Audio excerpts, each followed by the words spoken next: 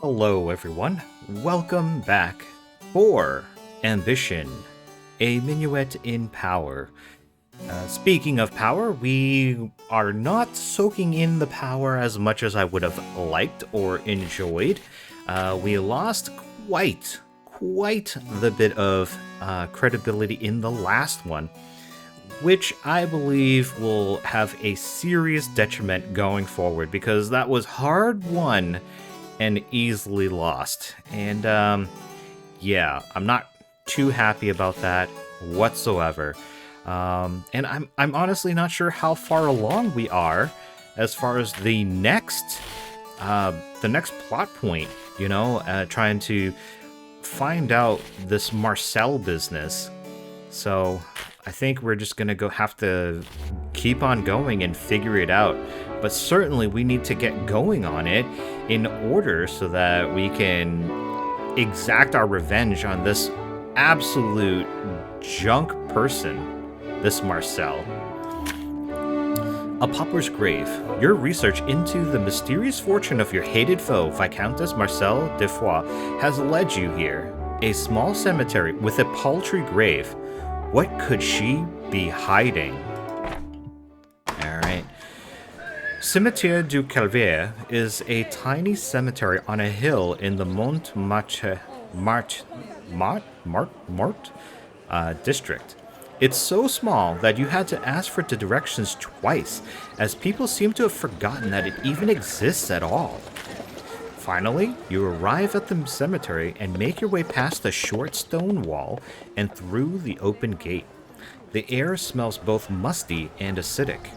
There's nobody here but you, two lonely-looking trees, and the dead. You really don't know what you're looking for, not even the name of the dead man you've come to investigate, but you have a decent idea of when they died, and there's less than 50 graves here.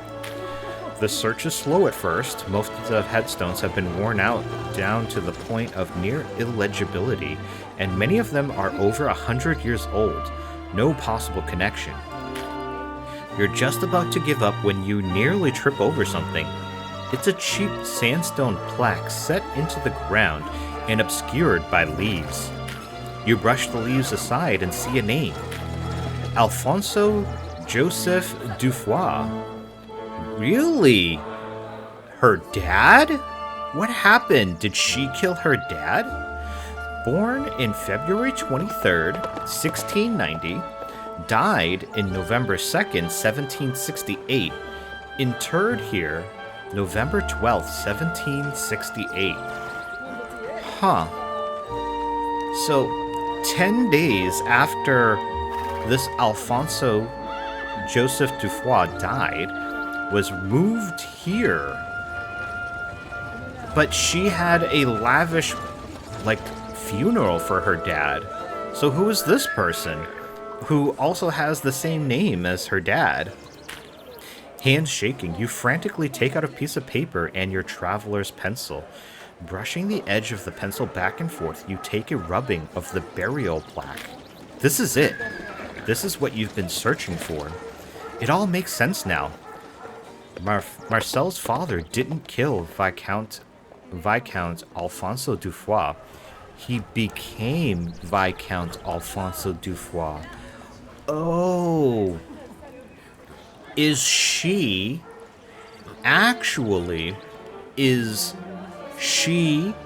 and her father the family of those who lent money to the Viscount? And then killed him and then assumed his identity? Is that what we're talking? The old Viscount, the real Viscount, had been a destitute nobleman. He's received loans from Marcel's father, Gatien Le Vasseur. When the Viscount died, Marcel's father must have found out, impersonated him, and had the grave moved to the cemetery far from prying eyes. A few small bribes to silence the gravediggers, and nobody would be the wiser. It's true! It's true! Dude, that is insanely crazy. So that was the case, though the Viscount really was destitute. And they had money all along. The problem is that they didn't have nobility. So they just, after the Viscount died, they just took his name and took basically his life. That's why the Viscount never paid back his debts. Why repay yourself? Marcel's father isn't a real nobleman. He's just using the title of a dead man. With a noble title, it'd be easy to avoid taxes, secure loans, and do all the other things one would need to amass a fortune. If her father isn't a real member of the nobility, neither is Marcel. Her family's storied history, her fortune, it's all built on a lie. A lie that you know the truth of, and you have the proof right in front of you. You covered the grave marker again with dead leaves and carefully put away the rubbing you've made of the plaque. Now, it's time to find a way to face Marcel. Soon, your revenge shall be complete. Woo, boy. We have to find a way to get invited to our party. You wake up to find two things on your nightstand. A letter sealed in wax and a gaudy invitation printed on pink paper. Camille must have put him there while you were asleep. Oh, I think this might be the invitation because it's on pink paper and it's gaudy. You decide to read the letter first. It's sealed with a rich purple wax seal bearing the initials HG. It must be from Madame Gazelle.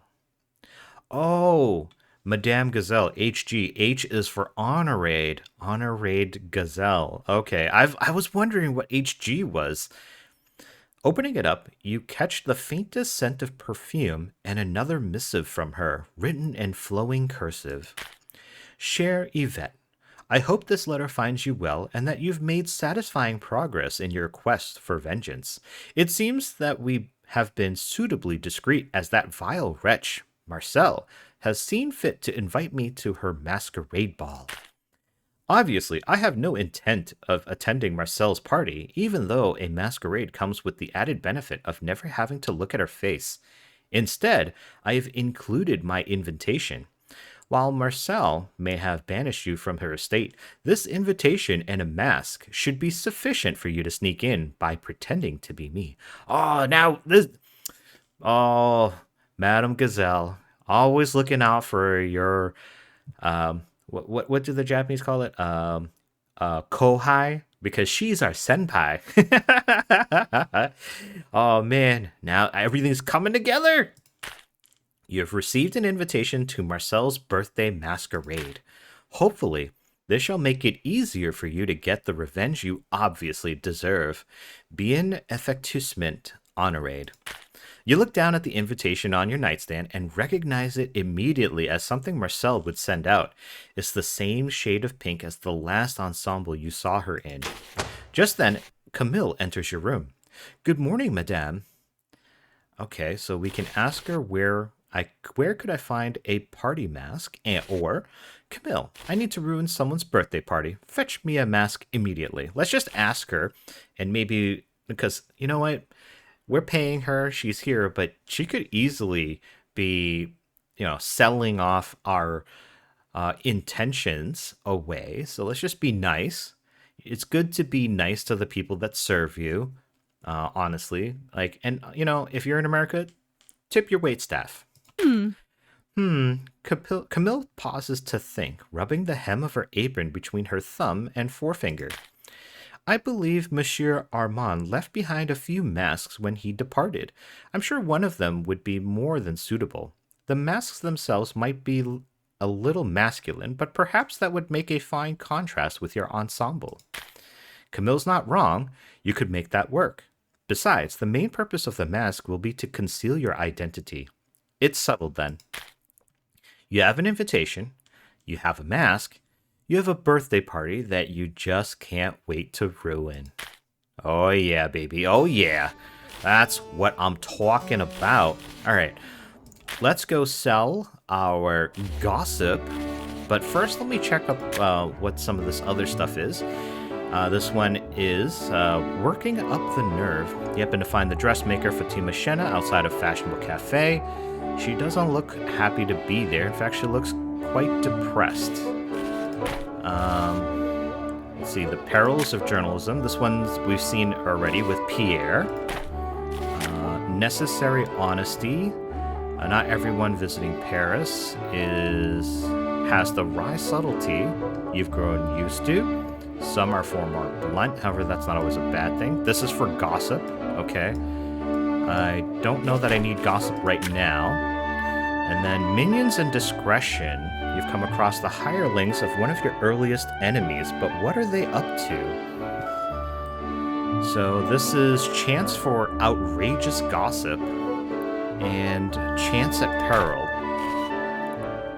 I think what we're going to do is we're going to go straight to selling our gossip. I want to sell it. Okay, we have all cheap stuff, but let's sell the revolution stuff first. So this one is cheap revolution gossip. A book salesman was recently arrested for printing profane criticism of the royal family. Is it punishment for vulgar slander or repression of necessary criticism? So we're going to sell this, I would say, because we're going to get extra, right? No chance to be found out by the public. We're going to go and do that. Thank you, madame. This is exactly the kind of salacious trash our esteemed readers... That went away before I could finish. Alright, another one. This is... a book salesman was recently arrested for printing profane criticism. Okay, it's the same thing, I think. So we're going to sell this one, too. And 1 in 20 chance of the public finding out. That's fine. We're going to take it. So we have a decent amount of money now. And this military gossip. So we can sway the military toward the crown or the revolution by a small amount.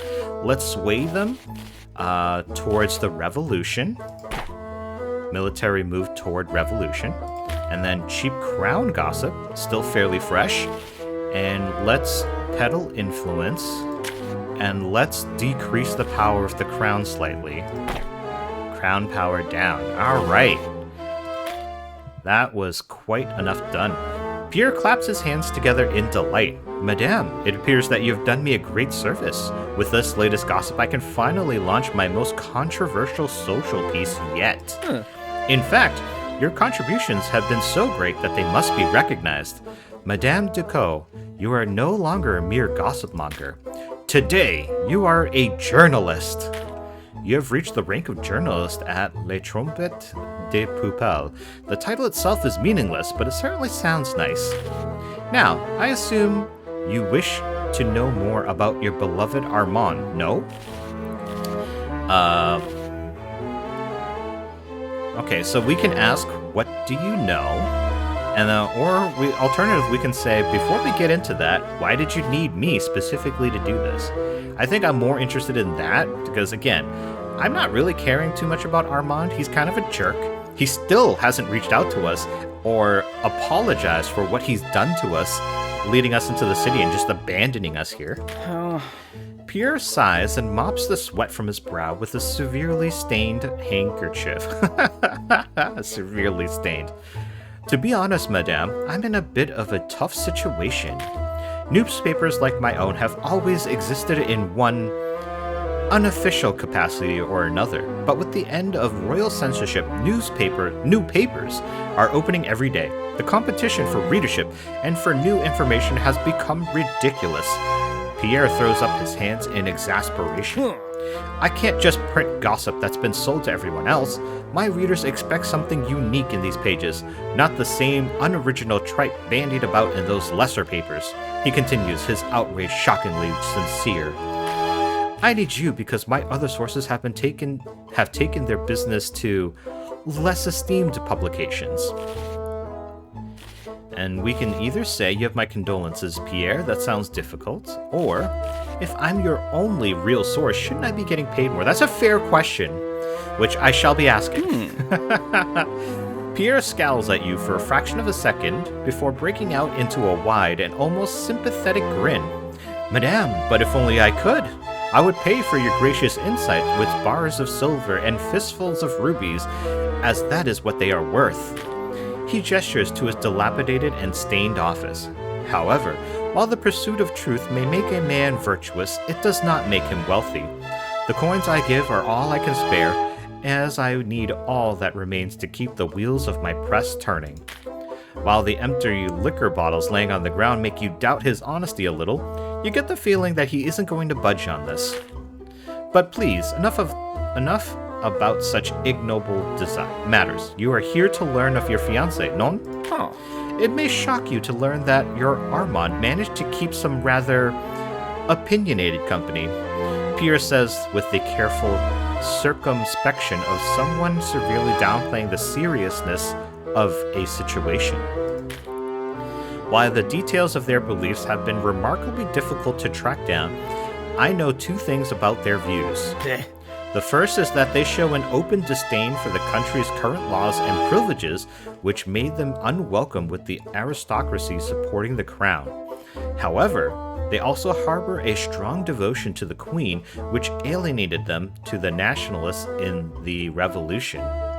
So, this is a crowd that doesn't like the laws and privileges, so it alienates them from the other aristocracy, but they still are loyal and devoted to the Queen, which makes them alienated from the Revolution. That's a weird circumstance to be in. There's a studio in the western part of the city, just south of the Seine, where he and some like-minded individuals prefer to discuss the proper course for the country. Painters in the front, planning in the back. Okay, so what do I care? Pierre starts scribbling on a piece of paper. When he hands it off to you, you find it to be an address. The Get Royale raided the studio a month ago and arrested everyone there, Pierre explains. While supporting the Queen is certainly no crime, something about this group's beliefs was making someone in power quite uncomfortable. The studio's been abandoned ever since. Go there and you might find something that leads you to your Armand. The abandoned studio is now available for you to visit on the Paris map. Now, before you leave, madame, I hope that you do not forget about me and my humble paper. I still find your social insights valuable, and I'm always willing to pay for anything you can bring to me. I like to think we've made good business partners, no? Okay, so we can be nice to him, I suppose, but it's not going to affect how much he pays us. Or we can just tell him this is just business. I guess we've been nice to everybody else so far that's been in our corner, so let's continue to do that. I mean, he could easily sell us out as the person that's selling him the rumors. Ooh. Pierre puts down his snuff box and favors you with a deep and theatrical bow. Now, you flatter me, madame. Bon chance, and may God see fit to reunite you with your Armand in great haste. At the mention of God, Pierre makes the sign of the cross, but you're pretty sure he did it backwards. Adieu, and may our paths cross again. Well, if we're going to sell rumors to you, they're definitely going to, for sure. Alright, so we've got 2 days prior to this event, so let's explore Paris. And we could either go to the abandoned studio here, or we could go to the dressmaker, which I kind of feel like I want to do. So this one is for the church, and the one after is for the crown. And look at our wardrobe. We're not going to use the provincial dress. Oh, did I use the wrong one? Dudes, I think I may have used the wrong one last time. So we don't really have one. Well, the provincial dress would have been the one we should have used for the church. Alright, let's actually go to the dress shop. Okay. Potential rewards is to hire Maurice the tailor. You arrived at Le Petit Mogul to find Fatima already engaged with someone. Please, Maurice, you have to understand, this place barely has 2 spare coins to rub together right now, and I only have a few regular customers left. I simply don't have enough to work to hire on extra help.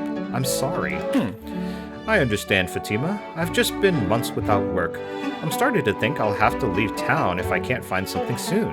The man sighs and shakes his head. Please just tell me that you haven't found someone better. What? You know that's impossible. I've never met a man with more precise stitching than you. Oh, Fatima, you flatterer. Please stop, he laughs. Actually, no. Please keep going. Fine, I may be great at making garments, but you turn them into a second skin. Anything you work on gets new life breathed into it. It's how you say, fashion comes and goes, but well-fitting clothes never go out of style. That's the one. Oh, Madame Decaux, you're here, Fatima yelps, suddenly noticing your presence. What may I help you with today? So, we can either say that we're here to purchase clothing, or we can ask about her friend Maurice looking for work. Let's do that, I think. Huh. Ah, yes, you heard correctly, madame. I am a tailor by trade. If you're looking to employ me, I can update your outfits to restore some of their novelty and alter their sensibilities in whatever direction you desire. Ooh. I might be able to help you negotiate a discreet discount at a certain provider of elegant finery. He might be right, Fatima sighs. My services cost approximately 40 livres a week. Does that feel acceptable?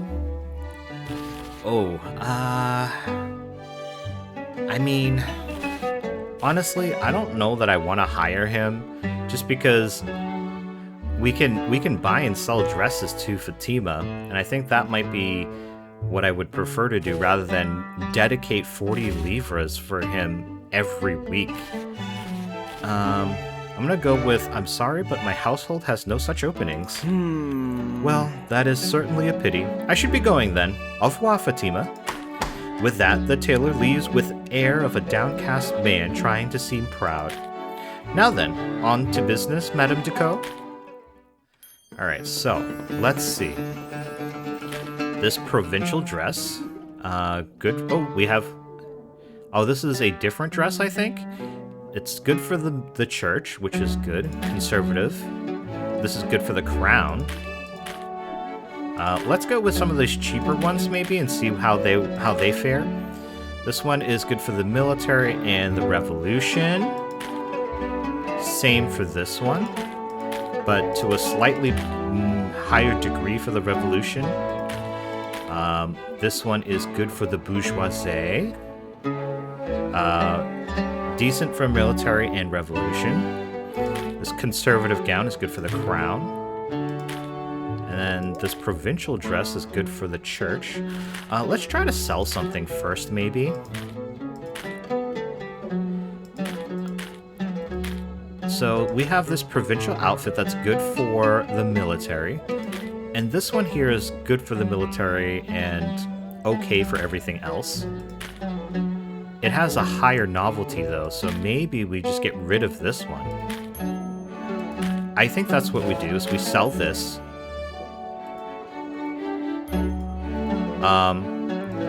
Can I not sell?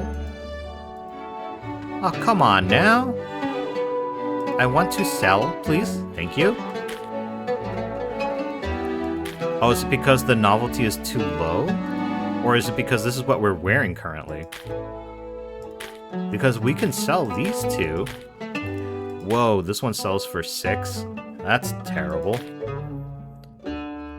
So this one...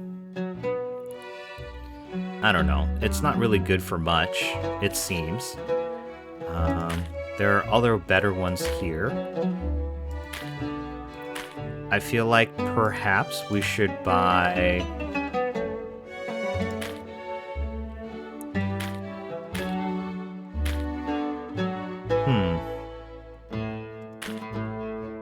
Well, the next event is for the crown.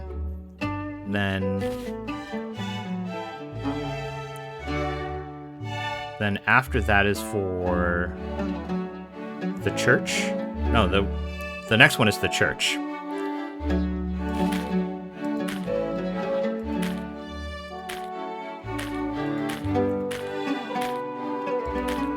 I suppose we could wear this. This was the plan, right? Was to wear this for the church. So we have one for the military, and then so we could buy one for the crown, which would be this one. None of these other ones are good for the crown, so this would be it. Perhaps we should buy this one. Let's buy this, I think. And then maybe also this one. And we still have money to pay our staff. So I think what we'll do is we'll leave it at that, and we will move forward. Because we have... This is, I think, our final day prior. You look up at the sound of Camille knocking on your doorframe. Good morning, madame. Huh. The house's rent is due today, as are my wages. You have the necessary 40, but let's go ahead and pay. Merci beaucoup, madame, Camille says with a curtsy as you hand her the money. You have paid 40 livres. Camille leaves to deliver the money, and with that business concluded, your day may continue. All right. So we have the invitation for next week, which is good. So currently we're at the... Yeah, we're not going to this one. We're going to this one for the crown. So that is tomorrow.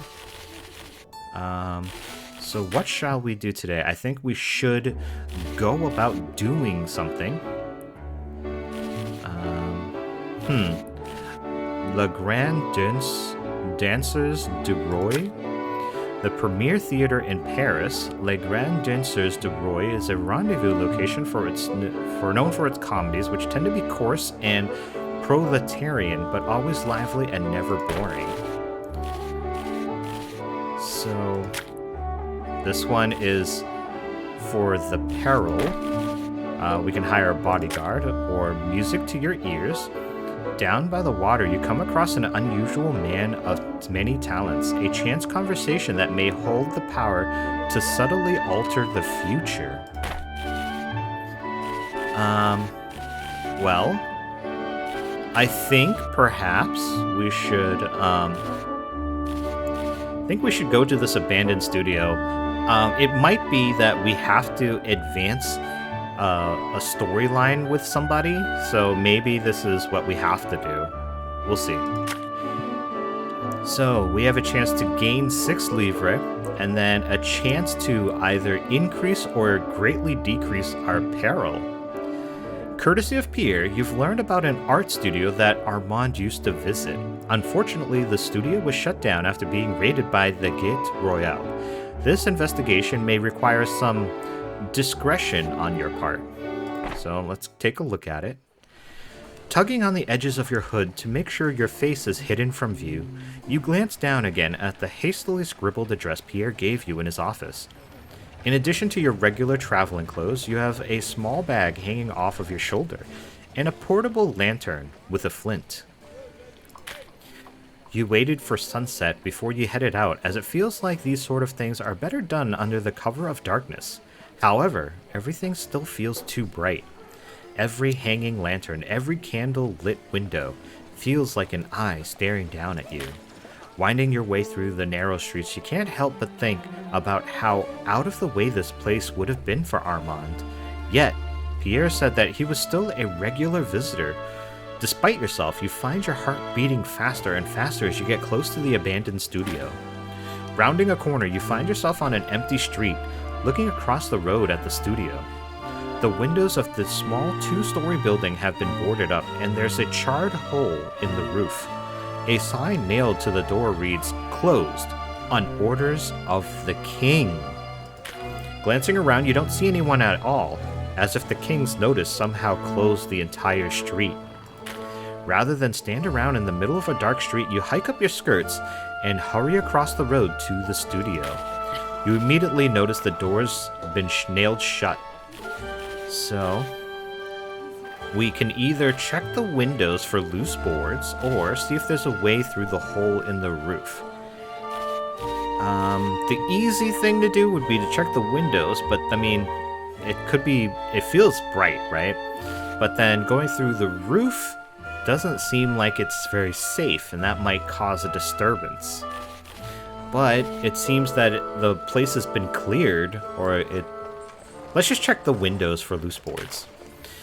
Putting down your unlit lantern, you start checking the boards on the windows, seeing if any of them are loose. On the third window, you find one set of board easily gives way, like it's been pulled out before.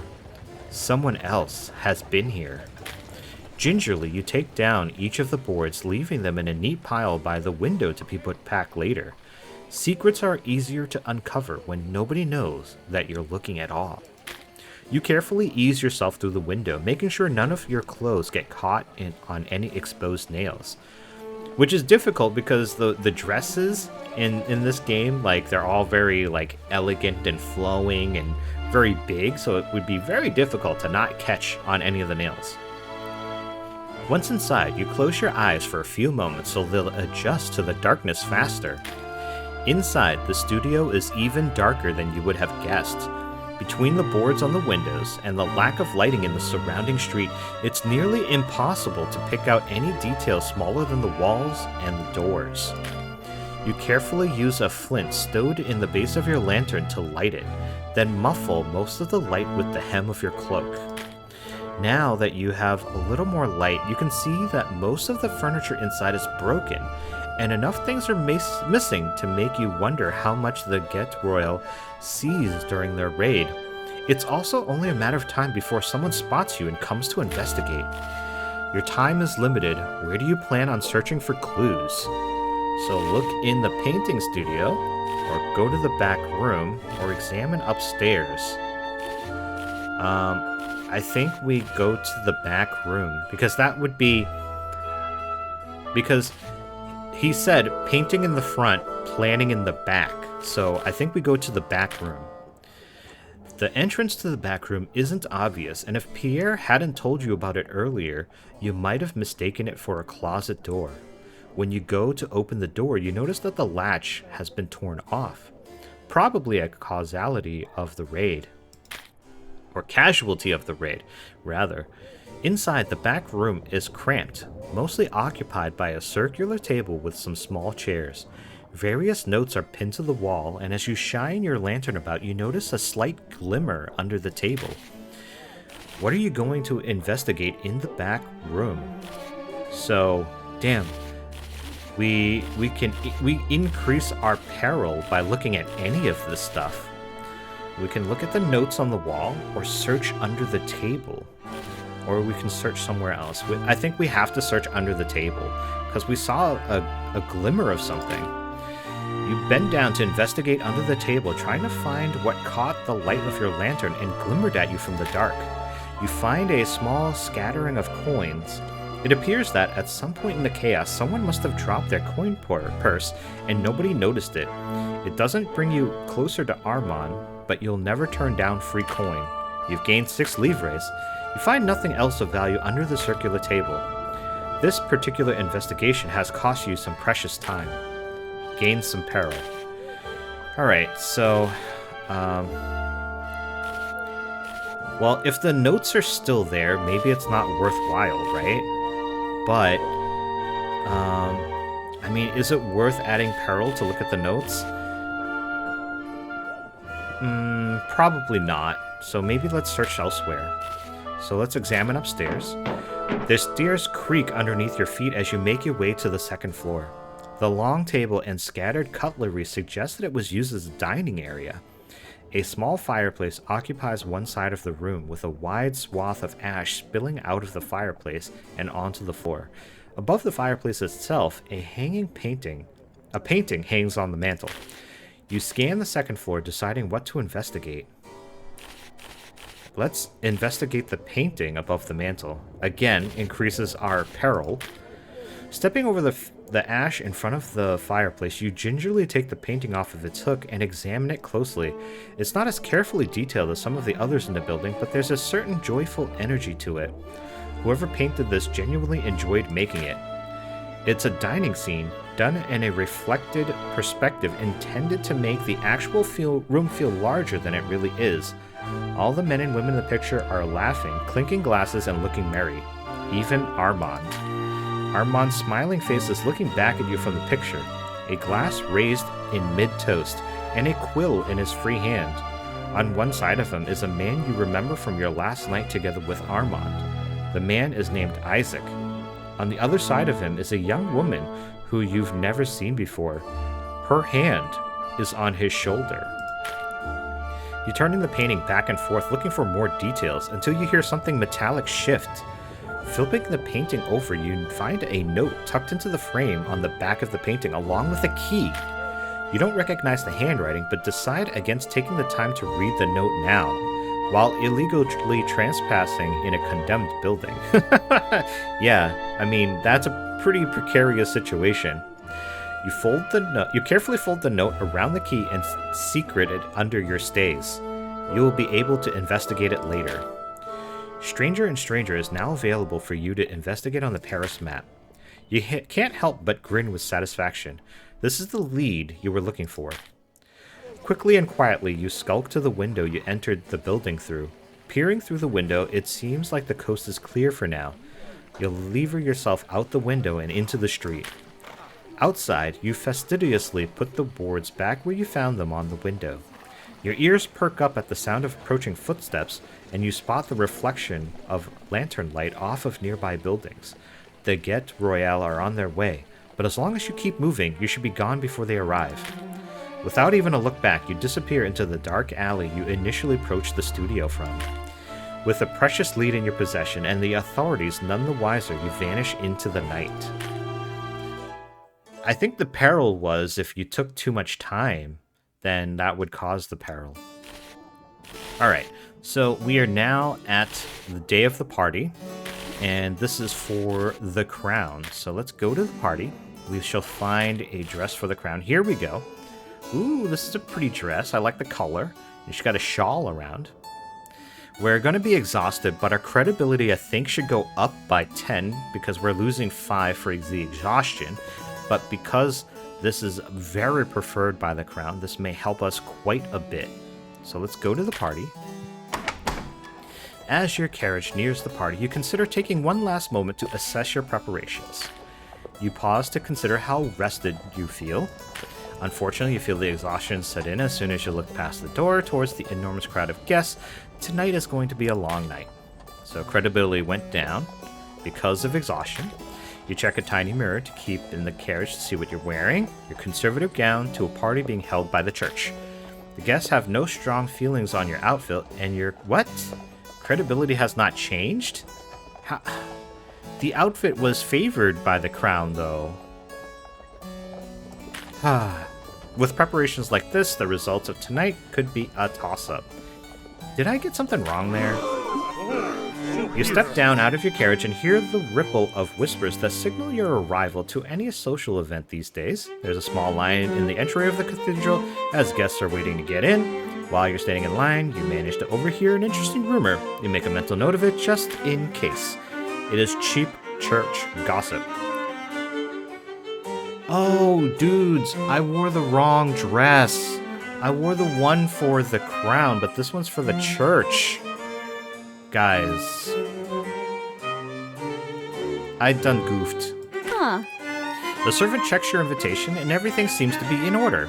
All right, let's increase our credibility and decrease our peril just a little bit. She gratefully takes the gift from you and sets it aside. As you enter the party, you can hear the whispers of other guests noting your generosity. All right, spent 10 livres, gained a tiny amount of credibility, lost a tiny amount of peril. Now let the games begin.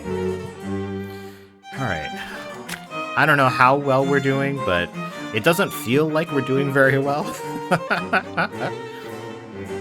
Holier than thou. Your presence hasn't gone unnoticed by those who consider themselves extremely pious.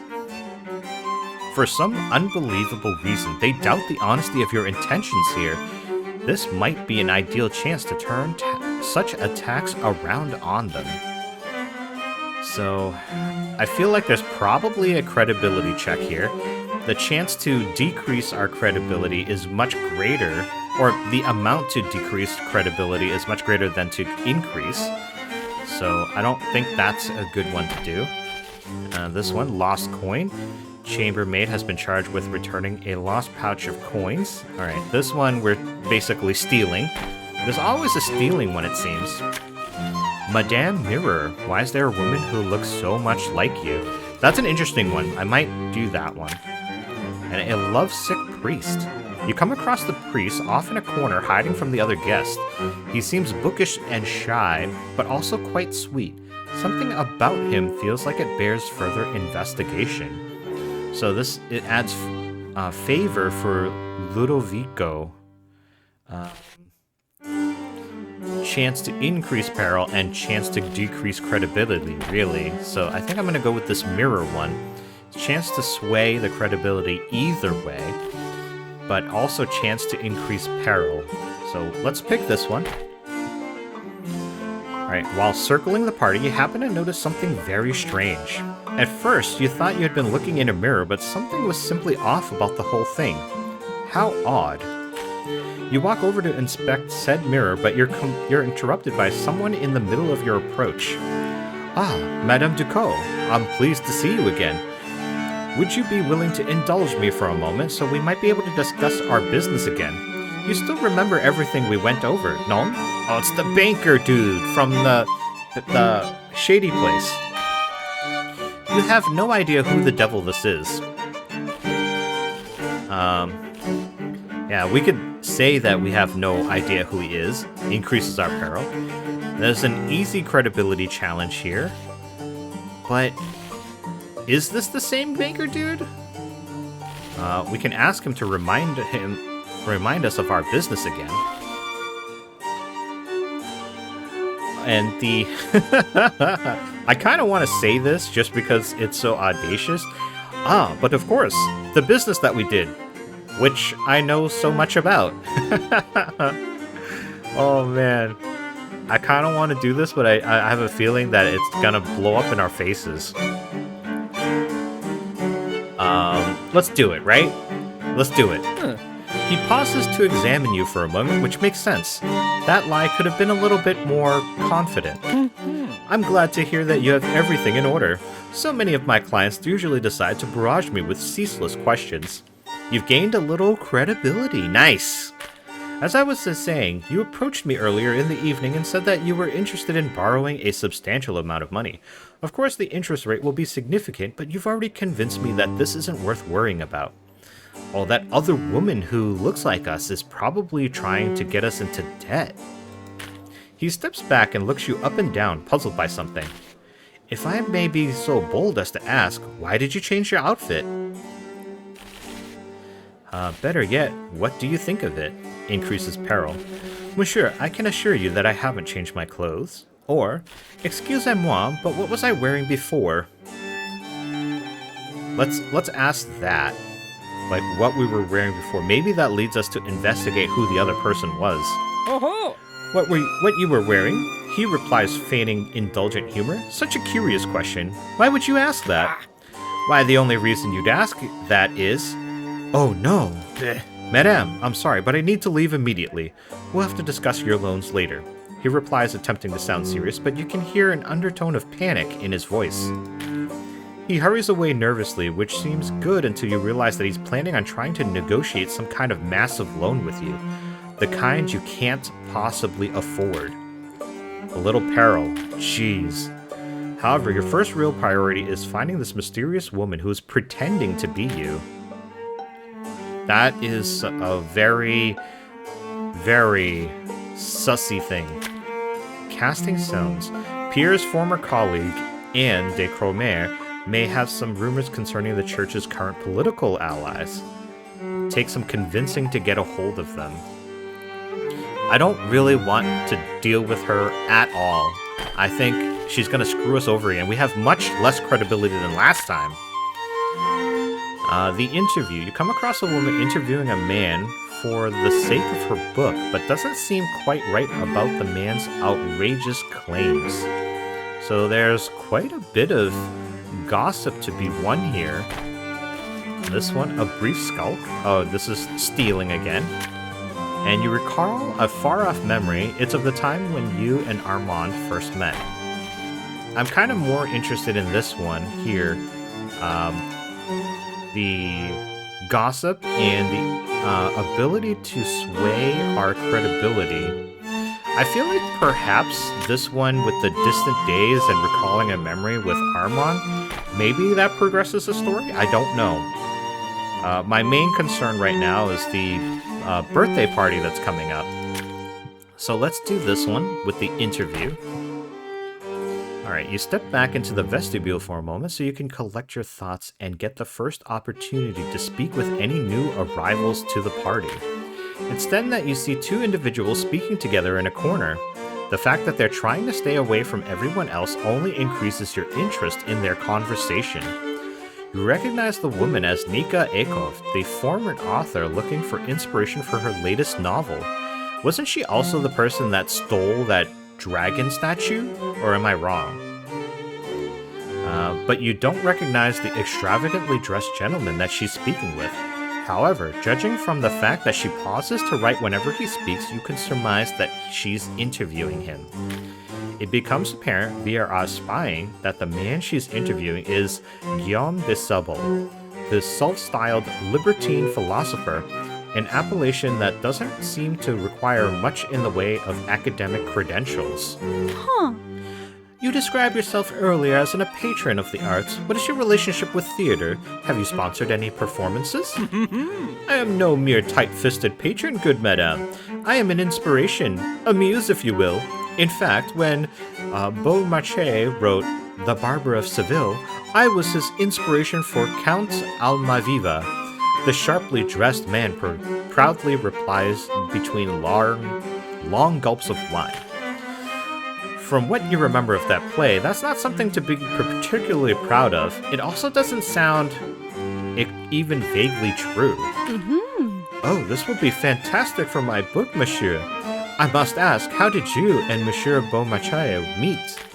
Ah, well, we met at a banquet held by a visiting Algonquin prince. I'm sorry, did you say an Algonquin prince? He came across the ocean from the Americas and then held a banquet? The author replies, far more suspicious of this particular claim. Guillaume glances at you and raises an eyebrow. He knows his game is almost up. So either we can do this credibility challenge, which we're not going to pass. It's a medium credibility challenge, but also I don't feel like I want to help him out here. And we can increase our peril by calling him out, but I don't feel like I want to do that. We're almost at 50th peril, guys. And then we can say, I know far too much to take a side in whatever this business is, which I think I'm just going to take the neutral stance here. You quickly slink away before either of them have the chance to drag you into their slowly unraveling web of lies. In war and in parties, discretion is sometimes the better part of valor. You utter a few unladylike curses to yourself under your breath as you realize that this detour has already cost you precious time here. Yeah, but I didn't want to increase peril, and I don't think I would have been able to hit that credibility check, guys. You decide to examine the rest of the party. Perhaps you'll find another opportunity out there amongst the crowds. No, that's the end of the party here. That's it. So, we gained 3 credibility and lost 2 peril, but that hardly means much of anything. But we also got some cheap church gossip, which I guess accounts for something. I think we're not doing too well for these parties, my guys, so I'm not sure how this is going to end up going. Oh, we have coffee tasting with the Revolution. But I think we're going to end here.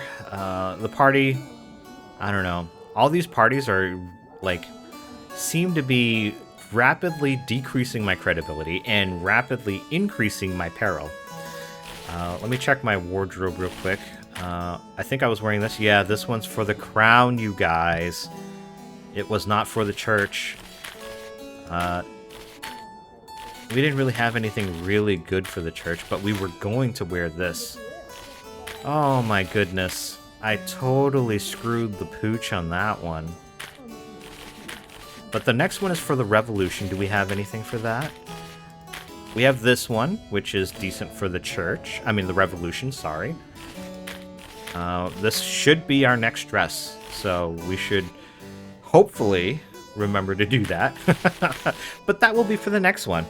I hope you guys have enjoyed. We have learned quite a bit about some of the stuff that's going on, but yet seems to be quite a bit more to be done. I hope that you will come back and find out along with me. And until then, everyone, bye.